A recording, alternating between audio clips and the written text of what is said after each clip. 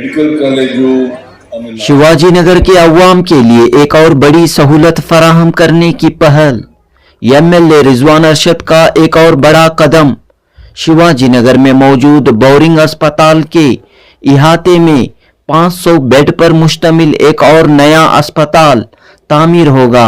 जी हां दोस्तों, बेंगलुरु के शिवाजी नगर में मौजूद मशहूर बोरिंग अस्पताल में एक और नया अस्पताल तामीर होगा। 300 करोड़ रुपए की लागत से 500 बेड का अस्पताल तामीर होगा। बोरिंग और लेडी कर्जन अस्पताल के इहाते में आज वजीर आला सिद्धरामैया ने नए अस्पताल की इमारत का संगे बुनियाद रखा। एमएलए रिजवान अरशद की सदारत में हुई तकरीब संगे बुनियाद में वजीर आला सिद्धरामैया, वजीर तिब्बी तालीम doctor Sharan Prakash Patil, MLC Naseer Ahmed, principal secretary Mohammad Mohsin, Atal Bihari Vajpayee medical college के डायरेक्टर डॉक्टर मनोज कुमार व दीगर मौजूद थे। दोस्तों, चंद महीनों पहले शिवाजी नगर के दरगाह हजरत कंबल पोश के करीब सरकारी सुपर स्पेशलिटी अस्पताल का इफ्तिताह करने के बाद एमएलए रिजवान अरशद की कोशिश व काविश से एक और नया अस्पताल, एक और कसीर मंजिला अस्पताल हल्का शिवाजी नगर में तामीर होगा। जनूबी Hind news report.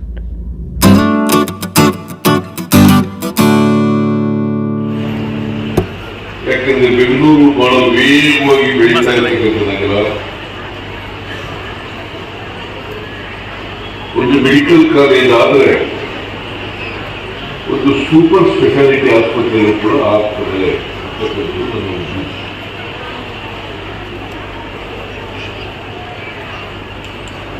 Super speciality ಆಸ್ಪತ್ರೆ ಆದರೆ ಸಾಮಾನ್ಯ ಜನರಿಗೆ, ಬಡವರಿಗೆ, ದಲಿತ ವರ್ಗದ ಜನರಿಗೆ ಅದರಿಂದ ಬಹಳಷ್ಟು ಉಪಕಾರ ಆಗ್ತದೆ ಅಂತೇಳಿ ನಾನು ಯೋಚನೆ ಮಾಡಿ ಇಲ್ಲಿ ಒಂದು ಮೆಡಿಕಲ್ ಕಾಲೇಜನ್ನು ಮಂಜೂರು ಮಾಡಿದೆ. ಅದರ ಉದ್ಘಾಟನೆಗೆ ನಾನು ಇರಲಿಲ್ಲ. ಬಹಳ ಸುಸಜ್ಜಿತವಾದಂಥ ಒಂದು ಮೆಡಿಕಲ್ ಕಾಲೇಜ್ ಆಗಿದೆ. ನನಗೆ ಸುಮಾರು 2-3 ತಿಂಗಳಿಂದ ರಿಜ್ವಾನ್ ಅರ್ಷದ್ ಈಗ ಅಡಿಗಲ್ ಹಾಕಬೇಕು ಆಸ್ಪತ್ರೆಗೆ ಅಂತೇಳಿ ಒತ್ತಾಯವನ್ನು ಮಾಡ್ತಾ ಇದ್ದಾರೆ.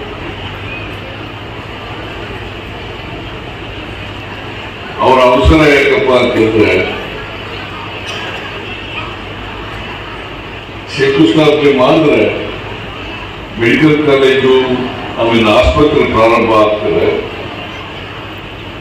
ಆಸ್ಪತ್ರೆ ಜಲ್ದಿ ಮುಗಿದು ಸಾರ್ವಜನಿಕರಿಗೂ ಉಪಯೋಗ ಆಗ್ತದೆ ಅಂತಕ್ಕಂಥದ್ದು ಅದು ಒತ್ತಾಯ. ಹಾಗಾಗಿ ಇವತ್ತು ಈ ಭಾಗದಲ್ಲಿ ಒಂದು ಮೆಡಿಕಲ್ ಕಾಲೇಜು, ಒಂದು ಆಸ್ಪತ್ರೆ, ಈಗಾಗಲೇ ಬೌಲಿಂಗ್ ಮತ್ತು ಕರ್ಜನ್ ಆಸ್ಪತ್ರೆ, ಲೇಡಿ ಕರ್ಜನ್ ಆಸ್ಪತ್ರೆ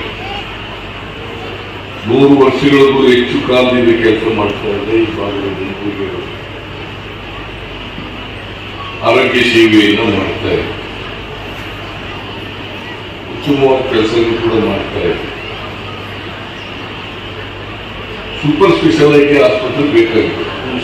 ಸೂಪರ್ ಸ್ಪೆಷಾಲಿಟಿ ಆಸ್ಪತ್ರೆ ಬೇಕಾಗಿದೆ. ನಾನು ಮೊನ್ನೆ ಒಂದು ಚಟ್ಟ ಆಸ್ಪತ್ರೆ ಉದ್ಘಾಟನೆ ಮಾಡಿದೆ. ಅದನ್ನು ಕೂಡ ರಿಜ್ವಾನ್ ಅರ್ಷದ್ ಅವರ ಒತ್ತಾಯ ಮೇರೆಗೆ ಮಾಡಿದೆ. ಅದರಿಂದ ಈಗಾಗಲೇ ಹೇಳಿದರೆ ಬಹಳಷ್ಟು ಜನರಿಗೂ ಉಪಯೋಗ ಆಗುತ್ತೆ. ಸರ್ಕಾರಿ ಆಸ್ಪತ್ರೆಯಲ್ಲಿ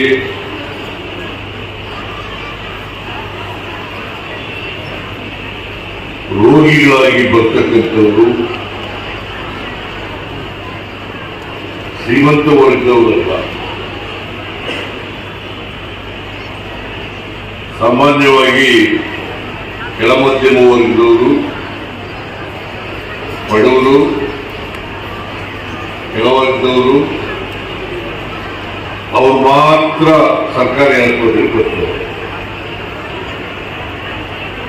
ಇವತ್ತು ಯಾರು ಕೂಡ ಸರ್ಕಾರಿ ಆಸ್ಪತ್ರೆಗೆ ಬರಲ್ಲ. ಯಾಕಂತಂದ್ರೆ ಬಡವರು ಅಷ್ಟೊಂದು ದುಬಾರಿ ವೆಚ್ಚವನ್ನ ಕೊಟ್ಟು ಖಾಸಗಿ ಆಸ್ಪತ್ರೆಗಳಲ್ಲಿ ಚಿಕಿತ್ಸೆಯನ್ನು ಪಡ್ಕೊಳ್ಳಲಿಕ್ಕೆ ಸಾಧ್ಯ. ಅದಕ್ಕೋಸ್ಕರನೇ ಇಂಥ ಆಸ್ಪತ್ರೆಗಳು ಬೇಕಾಗ್ತವೆ, ಸರ್ಕಾರದ ಆಸ್ಪತ್ರೆಗಳು ಬೇಕಾಗ್ತವೆ. ಆತ್ಮೀಯ ಬಂಧುಗಳೇ, ಇದು ಒಂದು ಐತಿಹಾಸಿಕ ಕ್ಷಣ. ಬಹುಶಃ ಇಡೀ ಬೆಂಗಳೂರು ನಗರದಲ್ಲಿ ಮೊಟ್ಟ ಮೊದಲ ಆರೋಗ್ಯ ಸಂಸ್ಥೆ ಅಂತ ಹೇಳಿದ್ರೆ ಲೇಡಿ ಕನ್ಸರ್ನ್ ಮತ್ತೆ ಬೌರಿಂಗ್ ಹಾಸ್ಪಿಟಲ್. ಇದಕ್ಕೊಂದು ಇತಿಹಾಸ ಇದೆ. 1884ನೇ ಇಸ್ವಿಯಲ್ಲಿ ಈ ಆಸ್ಪತ್ರೆ ಪ್ರಾರಂಭ ಆಗಿತ್ತು. ಅದು ಮಿಲಿಟರಿ ಅವರಿಗೆ ಮಾತ್ರ ಪ್ರಾರಂಭ ಮಾಡಬೇಕು ಅಂತ ಆ ಕಾಲದಲ್ಲಿ 195 ವರ್ಷದ ಇತಿಹಾಸ ಆ ಕಾಲದಲ್ಲಿ ಪ್ರಾರಂಭ ಮಾಡಿದ್ರು. 1890ನೇ ಇಸ್ವಿಯಲ್ಲಿ ಈ ಹಾಸ್ಪಿಟಲ್ ಸಾರ್ವಜನಿಕರಿಗೆ ಅಂತ ಆ ಕಾಲದಲ್ಲಿ ಮೀಸಲಾಗಿತ್ತು. ಆ ಕಾಲದಿಂದ ಇವತ್ತುವರೆಗೂ ಸಾಮಾನ್ಯ ಜನರ ಆರೋಗ್ಯವನ್ನು ಕಾಪಾಡಬೇಕಾದ್ರೆ ಇಡೀ ಬೆಂಗಳೂರು ನಗರದಲ್ಲಿ ಯಾವ್ದಾದ್ರು ಒಂದು ಸಂಸ್ಥೆ ಮುಂಚೂಣಿಯಲ್ಲಿದೆ ಅಂದ್ರೆ ಅದು ಬೌರಿಂಗ್ ಹಾಸ್ಪಿಟಲ್, ಲೇಡಿ ಕರ್ಸನ್ ಮತ್ತು ಬೌರಿಂಗ್ ಹಾಸ್ಪಿಟಲ್. ಇಂಥ ಇತಿಹಾಸ ಇರ್ತಕ್ಕಂಥ ಐತಿಹಾಸಿಕವಾದಂತ ಒಂದು ಸಂಸ್ಥೆ ಇವತ್ತು ಒಂದು ಹೊಸ ಇತಿಹಾಸವನ್ನು ನೋಡ್ತಾ ಇದೆ. ಸುಮಾರು 320 ಕೋಟಿ, ನನ್ನ ಸರಿ ಗೊತ್ತಿಲ್ಲ, 297 ಕೋಟಿ, ಸುಮಾರು 300 ಕೋಟಿಯಷ್ಟು ಆ ವೆಚ್ಚದಲ್ಲಿ ಹೊಸ ಫೆಸಿಲಿಟೀಸ್ ಅನ್ನು ನಾವು ಇವತ್ತು ನಮ್ಮ ಮುಖ್ಯಮಂತ್ರಿಗಳಾದಂತ ನಮ್ಮ ನಾಯಕರಾದಂತಹ ಸಿದ್ದರಾಮಯ್ಯನವರ ಕೈಯಿಂದ ಅವರ ಅಮೃತ ಹಸ್ತದಿಂದ ಇವತ್ತು ನಾವು ಪ್ರಾರಂಭ ಮಾಡ್ತಾ ಇದ್ದೀವಿ, ಶಂಕುಸ್ಥಾಪನೆಯನ್ನು ಮಾಡಿದ್ದೇವೆ. ಈ ವ್ಯವಸ್ಥೆಯಿಂದ ನಮ್ಗೆ ಎಷ್ಟು ಅನುಕೂಲವಾಗುತ್ತೆ ಅಂತ ನಾವು ಬರೀ ಈ ಭಾಷಣದಲ್ಲಿ ಅಥವಾ ನನ್ನ ಮಾತಲ್ಲಿ ಹೇಳಕ್ಕೆ ಸಾಧ್ಯ ಇಲ್ಲ. ಸರ್, ಇಲ್ಲಿ ಸುಮಾರು 1,500ರಿಂದ 2,000 ಜನ ದಿನನಿತ್ಯ ಬಂದು ತಮ್ಮ ಆರೋಗ್ಯವನ್ನು ತಪಾಸಣೆ ಮಾಡಬೇಕಲ್ಲ, ದಿನನಿತ್ಯ. ಮತ್ತೆ ಸುಮಾರು 400 ಜನ ಇನ್ಪೇಷಂಟ್ ಆಗಿ ಅಡ್ಮಿಟ್ ಆಗ್ತಾರೆ ಪ್ರತಿ ದಿವಸ. ಮತ್ತೆ 100 ಜನ ಆಪರೇಷನ್ಗಳು ಮಾಡ್ತಾರೆ. ಯಾರು ಕೇಳೋದಿಲ್ಲ ಅಂತವ್ರು ಬರೋದೇ ಬೌರಿಂಗ್ ಹಾಸ್ಪಿಟಲ್. ಈ ಆರೋಗ್ಯ ವ್ಯವಸ್ಥೆ ಎಷ್ಟು ಕೆಟ್ಟೋಗಿದೆ, ಎಷ್ಟು ಕಮರ್ಷಿಯಲ್ ಆಗಿದೆ ಅಂದ್ರೆ ಬೇರೆ ಯಾವುದೇ ಹಾಸ್ಪಿಟಲ್ ಹೋಗಿದ್ರು ಸಹ, ಒಂದು ಸಣ್ಣ ಒಂದು ನರ್ಸಿಂಗ್ ಹೋಮ್ ಹೋದ್ರು ಸಹ ನಮ್ಮ ಜನ ಸಾವಿರಾರು ರೂಪಾಯಿ ಬಿಲ್ ಹಾಕ್ತಾರೆ, ಸಾವಿರಾರು ರೂಪಾಯಿ, ಲಕ್ಷಾಂತರ ರೂಪಾಯಿ ಬಿಲ್ ಹಾಕ್ತಾರೆ. ಮತ್ತೆ ಒಂದು ಆಪರೇಷನ್ ಆದ್ರೆ 2 ಲಕ್ಷ, 3 ಲಕ್ಷ, 5 ಲಕ್ಷ ಅಂತ ಕಡಿಮೆ ಈ ಪ್ರೈವೇಟ್ ಹಾಸ್ಪಿಟಲ್ ಬಿಲ್ ಮಾಡೋದಿಲ್ಲ. ಕೊನೆ ಪಕ್ಷ ಯಾರಾದ್ರೂ ತೀರೋದು ಸಹ ಬಾಡಿ ಕೊಡೋದಕ್ಕೂ ಕೂಡ 1-2 ದಿವಸ ಎಕ್ಸ್ಟ್ರಾನೇ ಇಟ್ಕೊಂಡು ದುಡ್ಡು ಕಟ್ಸ್ಕೊಂಡು ಪ್ರೈವೇಟ್ ಹಾಸ್ಪಿಟಲ್ಸ್ ಅವರು ಬಾಡಿ ಕೊಡ್ತಾರೆ. ಆ ವ್ಯವಸ್ಥೆ, ಆ ಮಟ್ಟಕ್ಕೆ ಆರೋಗ್ಯ ವ್ಯವಸ್ಥೆ ಕಮರ್ಷಿಯಲ್ ಆಗಿರ್ತಕ್ಕಂಥ ದಿನಗಳಲ್ಲಿ ಬೌರಿಂಗ್ ಹಾಸ್ಪಿಟಲ್ ಅಂತ ಸರ್ಕಾರಿ ವ್ಯವಸ್ಥೆಗಳು, ವಿಶೇಷವಾಗಿ ಬೌರಿಂಗ್ ಹಾಸ್ಪಿಟಲ್ ಒಂದು ಒಳ್ಳೆ ರೀತಿಯಲ್ಲಿ ನಾವು ಕೆಲಸ ಮಾಡ್ತಾ ಇದ್ದೀವಿ. ಮತ್ತೆ ಬಡವರಿಗೆ ವಿಶೇಷವಾಗಿ ಬಹಳ ಕಾಳಜಿಯಿಂದ, ಅನುಕಂಪದಿಂದ, ನಿಮ್ಮ ಮನಸ್ಸಲ್ಲಿ ಬಡವರಿಗೆ ಯಾವ ರೀತಿ ನೀವು ಪ್ರೀತಿ ವಿಶ್ವಾಸ ಇಟ್ಕೊಂಡು ನೀವು ಆಡಳಿತವನ್ನು, ಅಧಿಕಾರವನ್ನು ನಡೆಸ್ತಾ ಇದ್ದೀರಿ, ಅದೇ ರೀತಿ ಇಲ್ಲಿ ಕೆಲಸ ಮಾಡ್ತಾ ಇದ್ದೀವಿ ಸರ್. ನಿಮ್ಮ ದೊಡ್ಡ ಕೊಡುಗೆ ನಮಗೆ. ಹೋದ ಬಾರಿ ನಾವು ಮುಖ್ಯಮಂತ್ರಿಗಳಾದಾಗ ತಾವೇ ನಮಗೆ ಮೆಡಿಕಲ್ ಕಾಲೇಜನ್ನು ಸ್ಯಾಂಕ್ಷನ್ ಮಾಡಿಕೊಡ್ತೀವಿ.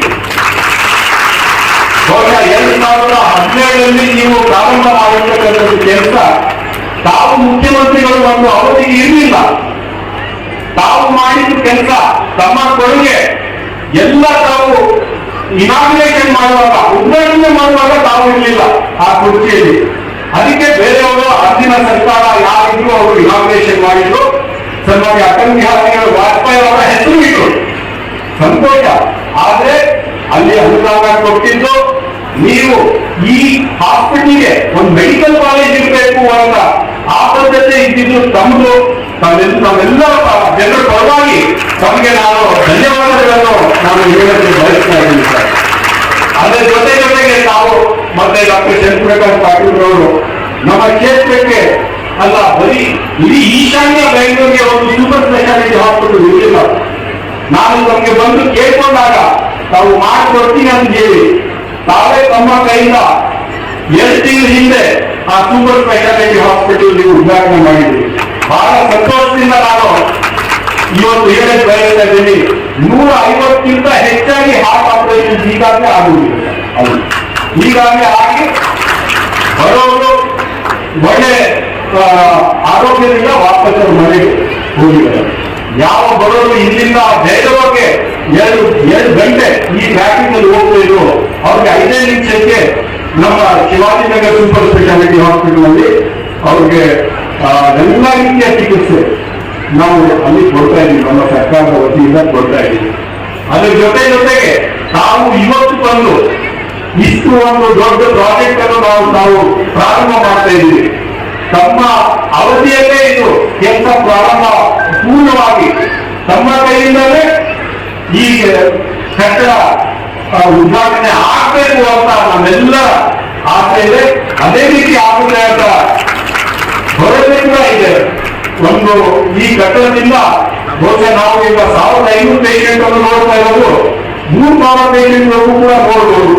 11 ಆಪರೇಷನ್ ಥಿಯೇಟರ್ ನಾವು ಮಾಡ್ತಾ ಇದ್ದೀವಿ. ಮತ್ತೆ 60 ಬೆಡ್ ಐಸಿಯು ತುಂಬಾ ಡಿಮ್ಯಾಂಡ್ ಇದೆ. 60 bed ICU 11 operation theatre 500 bed hospital ನಾವು ಇಲ್ಲಿ ಪ್ರಾರಂಭ ಮಾಡ್ತಾ ಇದ್ದೀವಿ. ಇನ್ನು 2 ಫ್ಲೋರ್ OPD-ಗೆ ಇಟ್ಟಿದ್ದಾರೆ. ಸೊ ಇಷ್ಟು ದೊಡ್ಡ ವ್ಯವಸ್ಥೆ ನಮ್ಮ ಏರಿಯಾಗೆ ಬಂದಿರ್ತಕ್ಕಂಥದ್ದು ಅದು ಒಂದು ಇತಿಹಾಸ ಇರ್ತಕ್ಕಂಥ ಒಂದು ಸಂಸ್ಥೆಗೆ ಇಡೀ ಬೆಂಗಳೂರಿಗೆ ಮೊತ್ತ ಮೊದಲ ಆರೋಗ್ಯ ಕೇಂದ್ರ ಆಗಿರ್ತಕ್ಕಂಥ ಲೇಡಿ ಸರ್ಜನ್ ಮತ್ತೆ ಬಾಡಿ ಹಾಸ್ಪಿಟಲ್ಗೆ ಅದು ತಮ್ಮ ಸಂಬಂಧ ಏನಿತ್ತು ಗೊತ್ತಿಲ್ಲ. ಪದೇ ತಮ್ಮ ಕೈಯಿಂದಾನೇ ಬಾಡಿ ಹಾಸ್ಪಿಟಲ್ಗೆ ಏನೇ ಒಂದು ಸಹಾಯ ಆಗಿದ್ರು, ನಮ್ಮ ಏರಿಯಾಗೆ ಏನೇ ಒಂದು ಡೆವಲಪ್ಮೆಂಟ್ ಆಗಿದ್ರು ಸನ್ಮಾನ್ಯ ಸಿದ್ದರಾಮಯ್ಯ ಅವರ ಅಮೃತ ಹಸ್ತದಿಂದಲೇ ಆಗಿದೆ. ಅದು ನಮ್ಮ ಪುಣ್ಯ. ಮತ್ತೆ ತಮಗೆ ಧನ್ಯವಾದಗಳನ್ನು ಹೇಳ್ತಾ ಈ ಕೆಲಸಕ್ಕೆ ನಾವೆಲ್ಲರೂ ಸಹಕಾರ ಕೊಡಬೇಕು. ಯಾಕಂದ್ರೆ ಈಗ ಮೇನ್ ಗೇಟ್ ಇನ್ನು 2.5 ವರ್ಷ 3 ವರ್ಷ ಕೆಲಸ ಪೂರ್ಣ ಆಗುವವರೆಗೂ ಮೇನ್ ಗೇಟ್ ನಾವು ಕ್ಲೋಸ್ ಮಾಡಿರ್ತೀವಿ. ಹಿಂದಿನ ಭಾಗದಿಂದಾನೇ ಮೇನ್ ಗೇಟ್ ಆಗಿರ್ತದೆ. ಸೊ ಅದು ಬಹಳ ಕಮರ್ಷಿಯಲಿ ಬಿಸಿ ಇರ್ತಕ್ಕಂಥ ಏರಿಯಾ. ತಾವು ಇಲ್ಲಿ ಇರ್ತಕ್ಕಂಥ ಲೋಕಲ್ ಜನ ಯಾವ ಲೋಕಲ್ ಲೀಡರ್ಸ್ ಇದ್ದೀರಿ, ನಿಮ್ಮ ಜವಾಬ್ದಾರಿ ಅಲ್ಲಿಂದಾನೇ ಆಂಬ್ಯುಲೆನ್ಸ್ ಕೊಡಬೇಕು, ಅಲ್ಲಿಂದಾನೇ ಪೇಷಂಟ್ ಕೊಡಬೇಕು, ಅಲ್ಲಿಂದಾನೇ ಎಲ್ಲ ಆಪರೇಷನ್ ಆಗ್ಬೇಕು. ಅವ್ರಿಗೆ ಸಂಪೂರ್ಣವಾದಂತ ಸಹಕಾರ ನಾವು ಕೊಡಬೇಕು. ಯಾವ ಆಂಬ್ಯುಲೆನ್ಸ್ ಬಂದು ನಿಂತು ಪೇಷಂಟ್ಗೆ ತೊಂದರೆ ಆಗಿದೆ ಅಂತ ಯಾವುದೇ ಒಂದೇ ಒಂದು ಮಾತು ಆಚೆ ಬಂದ್ರೆ ಶಿವಾಜಿನಗರ ಏರಿಯಾಗೆ ಒಂದು ತಪ್ಪು ಚುಕ್ಕೆ ಆದಂಗೆ ಅದು ಆಗದೆ ಇದ್ದಂಗೆ ನಾವೆಲ್ಲರೂ ನೋಡ್ಕೋಬೇಕು ಅಂತ ಹೇಳ್ತಾ ಮತ್ತೊಮ್ಮೆ ಡಾಕ್ಟರ್ ಚಂದ್ರಪ್ರಕಾಶ್ ಪಾಟೀಲ್ ಅವರಿಗೆ ಮತ್ತೆ ನಮ್ಮ ನಾಯಕರಾದಂತ ಸಿದ್ದರಾಮಯ್ಯನವರ ಇವತ್ತು ಅವರ ಕೈಯಿಂದ ನಾವು ಏನು ಕೆಲಸ ಪ್ರಾರಂಭ ಮಾಡಿದ್ದೀವಿ, ನಿಶ್ಚಿತವಾಗ್ಲೂ ಅವ್ರ ಕೈಯಿಂದ ಯಾವುದೇ ಕೆಲಸ ಪ್ರಾರಂಭ ಆಗಿದ್ರು ಅದು ಯಶಸ್ವಿ ಆಗಿದೆ. ಇದು ಕೂಡ ಯಶಸ್ವಿಯಾಗಿ ಮುಂದಿನ 150 ವರ್ಷಗಳ ಈ ವರ್ಷಗಳಿಗೆ ಈ ಕಟ್ಟಡ ಜನರ ಸೇವೆ ಮಾಡಬೇಕು ಅಂತ ಆಶಿಸ್ತಾ ನನ್ನ ಮಾತು ಮುಗಿಸ್ತೇನೆ. ಜೈ ಹಿಂದ್, ಜೈ ಕರ್ನಾಟಕ.